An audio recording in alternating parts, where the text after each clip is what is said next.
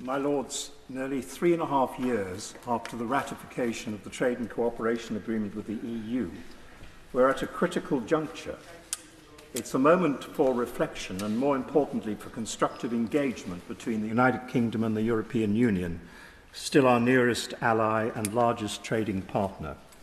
The intervening years have regrettably been marked by disagreements and a palpable erosion of trust, but this trajectory is beginning to change, and I wish to commend the Prime Minister for his role in the Windsor Framework Agreement. His success exceeded expectations and stands as a testament to what can be accomplished through negotiations marked by sincerity and a willingness to compromise. This framework not only addresses the immediate concerns of the people and businesses of Northern Ireland, but also safeguards the integrity of our Union and the Good Friday Agreement whilst respecting the EU single market. The Windsor Framework allows us to embark upon a new chapter characterised by closer cooperation and renewed trust.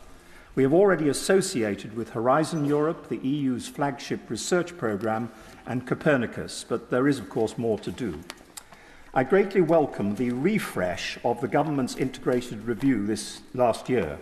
It addressed the Europe-shaped whole.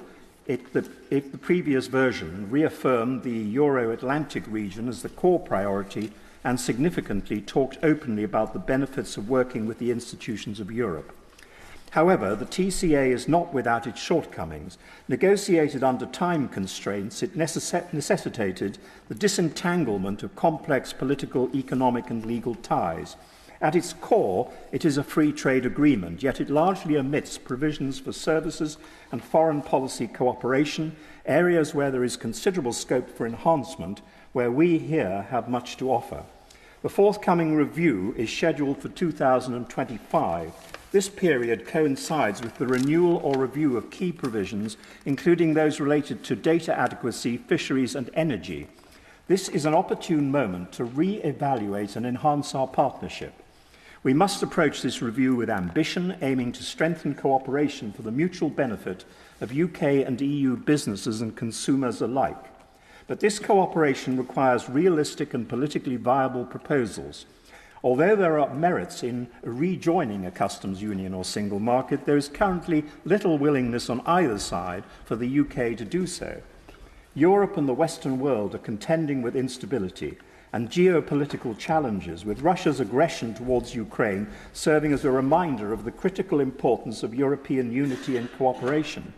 Yet we have no formal mechanisms for foreign and defence policy cooperation, an obvious gap in the TCA. We really must change this. And I also suggest a new framework participation agreement, allowing the UK to engage selectively with EU operations, maintaining our strategic autonomy while fostering collaboration.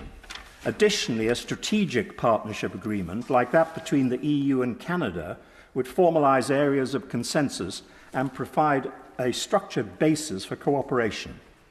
Outside the EU, but with European partners, we should expand the UK-led Joint Expeditionary Force to include like-minded nations such as Poland. Horizon Europe runs until 2027.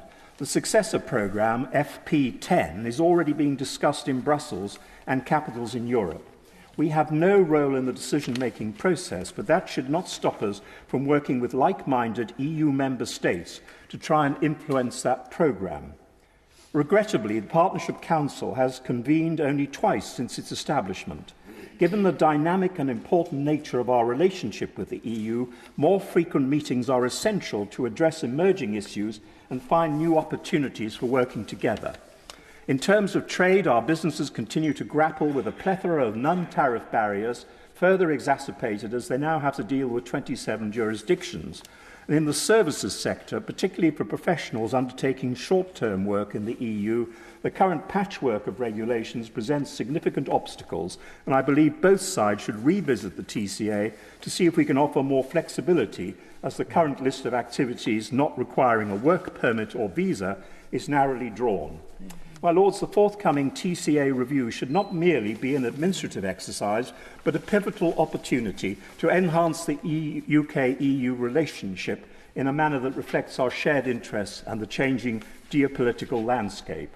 The Conservative European Forum, my Lords, has recently concluded a year-long inquiry into the TCA and our relationship with the EU.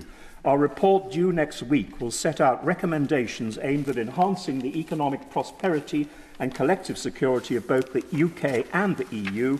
I will ensure that my noble friend, the Foreign Secretary, receives a copy and would urge him to pursue our recommendations with our European counterparts. Moving swiftly to Europe, I started my day with all of the EU ambassadors having breakfast together. I think the mood between Britain and the EU is much stronger now than it's been for many years. The mantra of being friends, neighbours and partners, I think, is true. The noble Lord Kirkhope made I think, right to make a tribute to the Windsor Framework. It was a great negotiating success by the Prime Minister and should be celebrated.